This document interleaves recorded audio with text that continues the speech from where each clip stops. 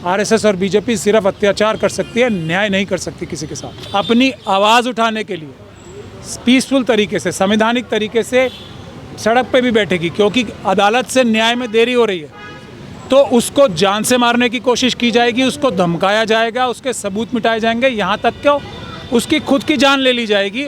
ये खड़ी है, सुसाइड नहीं करना चाहती है, लड़के जीतना चाहती है तो इसको मार देंगे। मतलब सुसाइड भी एक तरह से वो मर्डर ही करा रहे हैं ना। ये सुसाइड नहीं करेगी तो इसको जान से मार देंगे। हमें भारत के संविधान से, भारत के सिस्टम से न्याय चाहिए, इन लोगों से न्याय नहीं चाहिए जो किसी वजह से कुछ समय के लिए लोगों को धोखा दे के बड़े बड़े ओहदों पे बैठ गए, बड़े बड़े पदों पे बैठ गए। प्रधानमंत्री देश की जनता के नौकर हैं, उनको इस बात का समझ रखनी चाहिए। और ये आरएसएस और के सारे लोग जो इसके पीछे पड़े हैं, ये इसको मजबूर कर रहे हैं कि सुसाइड कर ले। क्या लगता है लगातार मनुवादियों के द्वारा जो डॉक्टर रितु को जो ऐसे धरना प्रदर्शन के मामले में जो धमकाया जा रहा है, मारा जा रहा है, घेरा जा रहा है, इससे क्या मैसेज जाता है लोगों में? इससे मैसेज ये जाता है कि एकलव्य का कॉन्सेप्ट आज भी जिंदा है। इससे ये मैसेज जाता है कि हमारे देश में आरएसएस और बीजेपी किसी भी महिला को, ख़ास तौर पे अगर वो शेड्यूल ट्राइब या ओबीसी और माइनॉरिटी से आती है तो उसको किसी अच्छी जगह पे नहीं देख सकते। और अगर उसके साथ एकलव्य जैसा व्यवहार करके उसको फर्जी डॉक्यूमेंट बनाकर उसको ज़बरदस्ती झूठे सबूत पैदा करके निकाला जा सकता है तो उस प्रिंसिपल को, उस रजिस्ट्रार को पुरस्कृत किया जाता है। प्रिंसिपल साहिबा को अभी पुरस्कृत किया आरएसएस और बीजेपी के लोगों ने। ये मैसेज जाता है। दूसरा मैसेज ये जाता है कि अगर ऐसी कोई बहादुर महिला अपनी आवाज़ उठाने के लिए पीसफुल तरीके से, संवैधानिक तरीके से सड़क पे भी बैठेगी, क्योंकि अदालत से न्याय में देरी हो रही है तो उसको जान से मारने की कोशिश की जाएगी, उसको धमकाया जाएगा, उसके सबूत मिटाए जाएंगे, यहाँ तक क्यों उसकी खुद की जान ले ली जाएगी। कि डॉक्टर रितु को फर्जीवाड़ा करके निकालने की साजिश में सिर्फ दौलत राम कॉलेज की प्रिंसिपल इन्वॉल्व नहीं थी, हाईएस्ट लेवल से, वाइस चांसलर के लेवल से, प्रॉक्टर के लेवल से लोग इन्वॉल्व थे और उस साजिश की वजह से डॉक्टर रितु को निकाला गया था। इसीलिए आज तक वो प्रोफेसर, वो प्रिंसिपल वहाँ पर प्रिंसिपल बनी बैठी है जिसके खिलाफ चार्जशीट है फर्जीवाड़ा और धोखाधड़ी करने का। ये इससे और साफ सबूत आ गया कि वाइस चांसलर की इशारे पे ये सारे काम किए गए हैं, प्रॉक्टर के इशारे पे ये सारे काम किए गए हैं, और वाइस चांसलर और प्रॉक्टर के इशारे पे। और मैं समझ सकता हूँ कि वाइस चांसलर और प्रॉक्टर अपने आप इतनी हिम्मत नहीं जुटा सकते जब तक उनको आरएसएस हेडक्वार्टर से पूरा सहयोग नहीं होगा कि डॉक्टर रितु की आवाज़ अगर तुम वैसे नहीं दबा पा रहे, डॉक्टर रितु जो पीसफुल प्रोटेस्ट कर रही है उससे पूरे देश में नहीं पूरी दुनिया में ऐसा एक संदेश जा रहा है उनकी आवाज़ के लिए, उनकी आवाज़ से आवाज़ मिलाने के लिए पूरी दुनिया से लोग जुड़ रहे हैं, तो उनकी आवाज़ ही ख़त्म कर दी जाए। आज उनको मारने के लिए कोशिश की जा रही है, ये धमकियाँ दी जा रही हैं कि यहाँ से तुम उठ जाओ।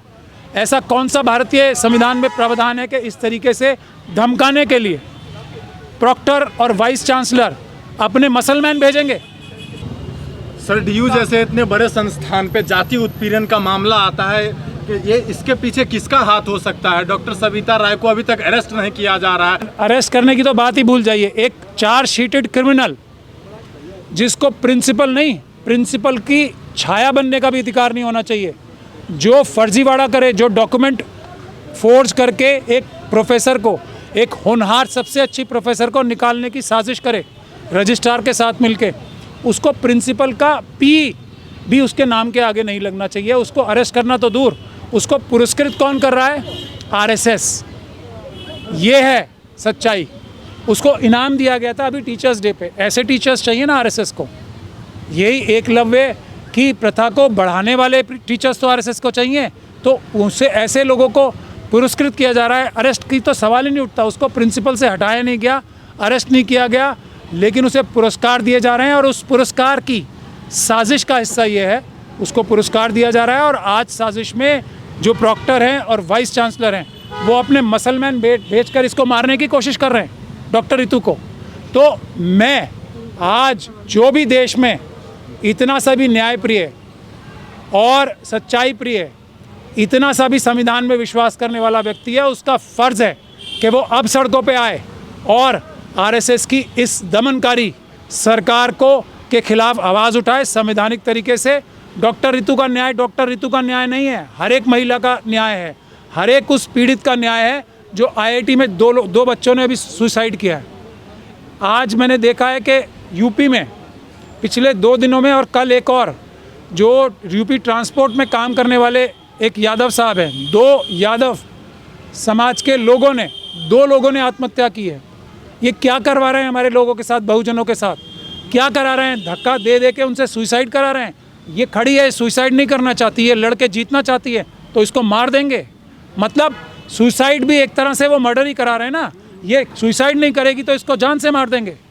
ये प्रॉक्टर बनने के लायक है, ये वाइस चांसलर बनने के लायक है जो अपने मसलमैन भेज के एक अकेली महिला के ऊपर हमला कराते हैं। और ये पुलिस है, दिल्ली पुलिस, ये SHO साहब हैं यहाँ के, जिनको 100 नंबर पे 112 नंबर पे फ़ोन करने के बाद, उसके बाद फ़ोन पे बात करने के बाद अभी तक FIR दर्ज नहीं की। SC/ST एक्ट में इतना बड़ा अपराध हो गया, एक महिला को जान से मारने की कोशिश की जा रही है। शेड्यूल कास्ट से आती है, ये सारी दुनिया को पता है। SHO साहब अभी तक FIR दर्ज नहीं करेंगे। DCP साहब सो रहे हैं अभी तक, ना सुरक्षा इसको प्रदान की गई है। कोर्ट में झूठी रिपोर्ट बना के देते हैं कि इसकी जान को कोई खतरा नहीं है, और प्रॉक्टर जब इसके ऊपर हमला करा रही हैं, वाइस चांसलर इसके ऊपर हमला करा रहे हैं, तो इसकी जान को खतरा ही नहीं है। ये है दिल्ली पुलिस के भ्रष्ट अधिकारी जो अमित शाह जी के कहने पे इस तरीके का झूठी रिपोर्टें बनाते हैं, कोर्ट को झूठ बोलते हैं, लेकिन जब कोर्ट भी ऑर्डर करे तो उसको भी नकारते हैं। ये संविधान के विरोध में, ये न्यायालयों के विरोध में जो RSS के भ्रष्ट अधिकारी हैं, उनके खिलाफ भी लोगों को सड़कों पे आना चाहिए। सर, डॉक्टर रितु जो है 16 दिन से प्रोटेस्ट कर रही हैं, वहाँ पर शांति प्रिय संवैधानिक तरीके से कर रही हैं, वहाँ पर जो है तमाम लोगों की मदद भी करती हैं उस दौरान। उसके बाद जो है इनको किस तरीके की प्रताड़ना देने की कोशिश की जा रही है कि वॉशरूम के लिए सारे दरवाजे बंद कर दिए गए, पानी रोक दिया गया, ये क्या दर्शाने की कोशिश की जा रही है? ये आज से हो रहा है, ये आज से हो रहा है, ये 10 दिन से हो रहा है, ये क्या 16 दिन से हो रहा है, ये हज़ारों साल से हो रहा है। पानी ना पीने देना, खाना ना खाने देना, सड़कों पे ना चलने देना, ये आज से हो रहा है। ये उसी को दोहराया जा रहा है। जो RSS की मानसिकता है वो इसी से साबित हो रही है। बाबा साहब डॉक्टर भीमराव अंबेडकर ने जो महान आंदोलन किया था, वो डॉक्टर रितु को करने पे मजबूर किया जाना है। पानी पीने के लिए लड़ाई करनी पड़ेगी इसे, पानी पीने के लिए, वॉशरूम जाने के लिए, सड़क पे चलने के लिए इसको लड़ाई करनी पड़ेगी, अपनी जान हथेली पे रखनी पड़ेगी। ये भारत बाबा साहब डॉक्टर भीमराव अंबेडकर के संविधान के हिसाब से देश चल रहा है। ये सर, एक काउंटर क्वेश्चन लेना चाहूँगा। RSS प्रमुख मोहन भागवत 10 दिन पहले एक बयान आता है कि संविधान में जो बहुजन समाज के लिए जो व्यवस्थाएं बनाई गई है, जो आरक्षण दिया गया है, उनको आगे लाने की जो व्यवस्थाएं बनाई गई है, वो सब कुछ ठीक है, हम उसको खुली तौर पे समर्थन देते हैं, फिर ऐसा क्यों होता है? देखिए, अब फिर मैं इस बात को 1000 बार, हज़ारों बार दोहरा चुका हूँ। RSS और BJP की शब्दों के आगे ना लगा के पढ़ना सीखना पड़ेगा। पब्लिक को कैसा फंसा रही है? एक तरफ तो न्याय दे नहीं रहे और दूसरी तरफ न्याय की बात करते हैं। हमें भारत के संविधान से, भारत के सिस्टम से न्याय चाहिए। इन लोगों से न्याय नहीं चाहिए जो किसी वजह से कुछ समय के लिए लोगों को धोखा दे के बड़े बड़े ओहदों पे बैठ गए, बड़े बड़े पदों पे बैठ गए। प्रधानमंत्री देश की जनता के नौकर हैं, उनको इस बात का समझ रखनी चाहिए। देश के होम मिनिस्टर देश की जनता के नौकर हैं, उनको ये समझना चाहिए। ये आरक्षण बाबा साहब डॉक्टर भीमराव अंबेडकर के संविधान ने दिया है, किसी RSS के लोगों ने नहीं दिया है। और वो देने वाले होते कौन हैं? कितने % हैं वो? देश में न्यायिक व्यवस्था, संवैधानिक व्यवस्था में वो कितने % है? 2% लोग हैं ना, 2.5%। वो क्या न्याय देंगे? उनको ये बात करके अपना वर्चस्व स्थापित करने की एक तरीका है उनका कि वो अब भी, इसमें भी जो सारे गलत काम वो खुद ही कर रहे हैं, उसमें भी वो ये दिखा रहे हैं कि हम जो गलतियां हम कर रहे थे उसको हमें सुधारना चाहिए। अरे तुम्हें सिस्टम से बाहर होना चाहिए, और हम सब लोग तुम्हें सिस्टम से बाहर करेंगे, क्योंकि तुम लोग न्याय नहीं कर सकते, तुम लोग अत्याचार कर सकते हो। RSS और BJP सिर्फ अत्याचार कर सकती है, न्याय नहीं कर सकती किसी के साथ।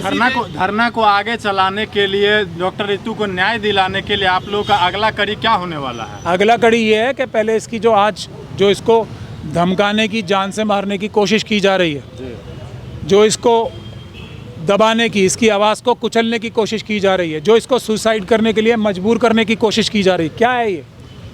कि ये भी रोहित वेमुला बन जाए, ये भी पायल तड़वी बन जाए, यही तो है ना। इतना प्रेशर बना दो कि आदमी कब तक मानसिक प्रताड़ना झेलेगा, कब तक झेलेगा। ये आयरन लेडी है, ये लड़ रही है तो इसको डायरेक्ट मार दो। ये आत्महत्या नहीं करेगी तो डायरेक्ट मार दो।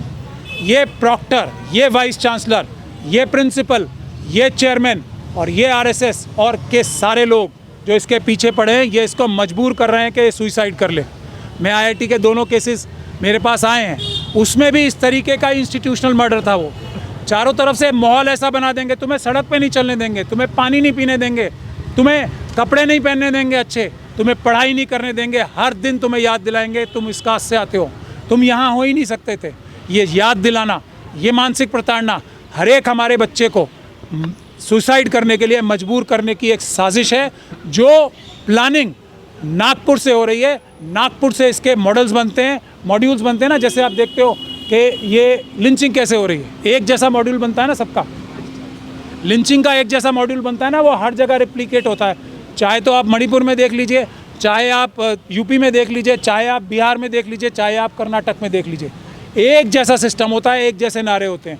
ये जो इंस्टीट्यूशनल मर्डर हो रहे हैं उसमें सुसाइड कराने के लिए जितने भी हमारे बहुजन सुसाइड कर रहे हैं, वो मॉडल सुसाइड कराने का मॉडल नागपुर से आरएसएस से तैयार हुआ है और वो मॉडल हर जगह एक जैसा होगा, जैसा पायल तड़वी के साथ हुआ, जैसा रोहित वेमुला के साथ हुआ, जैसा अभी आईआईटी में अनिल कुमार के साथ हुआ, वही मॉड्यूल डॉक्टर रितु पे अप्लाई कर रहे हैं। लेकिन क्योंकि ये बहादुर आयरन लेडी है, ये नहीं दब रही। हमारे 99% बहादुर लोग जो खड़े हैं ना, उनको ये अगर डायरेक्टली मजबूर नहीं कर सकते सुसाइड करने के लिए, तो उनका मर्डर करेंगे, जैसा आज डॉक्टर रितु का मर्डर करने की कोशिश की गई। क्या वाइस चांसलर को इस बात पे इस्तीफा नहीं देना चाहिए?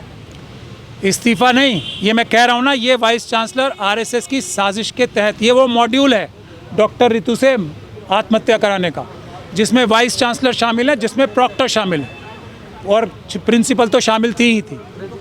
वाइस चांसलर रजिस्ट्रार को तो फोन मुलजिम भी है किया इसमें। गया गेट खोलने के लिए, बावजूद कितनी बार गुहार लगाई गई, बावजूद इसके सारे दरवाजे बंद पड़े हैं। हमारे लिए, बहुजन समाज के लिए तो, और ख़ास तौर पे SC ST समाज के लिए, OBC समाज के लिए तो हज़ारों साल से सारे दरवाजे बंद पड़े हैं। ये तो सिर्फ बाबा साहब डॉक्टर भीमराव अंबेडकर के संविधान ने ही तो दरवाजे खोले हैं। वो दरवाजे तो हमेशा से ही बंद थे, आज भी बंद हैं, पहले भी बंद थे। अब जो बाबा साहब डॉक्टर भीमराव अंबेडकर ने सारे दरवाजे, सारे खिड़कियां खोल दी, उसमें इन्होंने आर्टिफिशियल पहरे लगा रखे हैं, आर्टिफिशियल तरीके से बंद कर रहे हैं। हर जगह इन लोगों ने आतंकी लोग, आतंकवादी लोग बिठा रखे हैं कि हमारे लोगों के लिए आज भी सारे दरवाजे, सारी खिड़कियां बंद रहे, जो उनका न्यायपूर्ण हक है उसको ना दिलवा सके। संविधान की तरफ से जो इतनी सारी सुविधाएं दिया गया है, इतने सारे धाराएं लगाई गई है, इतने सारे बेनिफिट्स दिया गया है, तो फिर इन लोगों को क्यों दिक्कत होता है सभी चीज़ों को लिए? दिया तो बाबा साहब ने है ना, और बाबा साहब के दिए हुए पे डकैत ये लोग हैं, चोर ये लोग हैं। तो बाबा साहब ने खजाने से थोड़े ना हम लोग कुछ लेते हैं। मैं क्या कह रहा हूँ, ये हमारा ही तो है। बाबा साहब ने हमें हमारी चीज़ें ही तो लेने का रास्ता दिया है संविधान से। ये देश की सारी संपदाएं, फिर इसमें इसको क्या दिक्कत हो रहा है? ये डकैत विचारधारा सब। अच्छा, डकैत क्या करता है? आपके घर में आके लूट के ले जाता है ना। ये डकैत तो हैं, ये हमारा ही तो लूट रहे हैं। ये हमारा ही तो घर है जिसमें आके ये कब्जा करके बैठे हैं, जिसमें अंदर घुस के डॉक्टर रितु का हक छीन लिया, फर्जीवाड़ा करके, झूठे डॉक्यूमेंट बना के। अब इसको जान से मारने की कोशिश किस लेवल से हो रही है? प्रॉब्लम ये है कि जो पढ़े लिखे चेहरे दिखाते हैं ना, कि इतने सभ्रांत भाषा में बात करने वाले वाइस चांसलर, ये प्रिंसिपल, ये रजिस्ट्रार, ये प्रॉक्टर, ये इतने सभ्रांत लोग इस मानसिकता के हैं, क्रिमिनल आतंकी मानसिकता के हैं। ये सबसे बड़े दुख की बात है। और कोई कॉमन क्रिमिनल होता है ना, वो तो अपनी वजह से, किसी भूख की वजह से, दूसरी वजह से क्राइम करता है, ऑफेंस करता है, लूटपाट करता है। ये लोग इतने अच्छे स्वच्छ चेहरे वाले, इतने पढ़े लिखे अपने आप को बताने वाले, ये डकैती डालते हैं, ये चोरी करते हैं। ये है आरएसएस की ट्रेनिंग, जिसको हमें समझना चाहिए। और आज डॉक्टर रितु की जान पे जो हमला हुआ है, वो इसका सबसे बड़ा सबूत है कि ये अंदर से डकैत हैं, अपराधी हैं, क्रिमिनल्स हैं, आतंकवादी हैं, और कुछ नहीं है। शुक्रिया सर बातचीत के लिए। नेशनल दस्तक की आपसे गुजारिश है कि अगर इसको बचाना चाहते हैं तो नेशनल दस्तक को सब्सक्राइब करने के लिए रेड कलर के सब्सक्राइब बटन को दबाएं, फिर बेल आइकन की घंटी दबाएं, नेशनल दस्तक को बचाने के लिए बहुत जरूरी है कि हर खबर को शेयर करें, लाइक करें, कमेंट जरूर करें।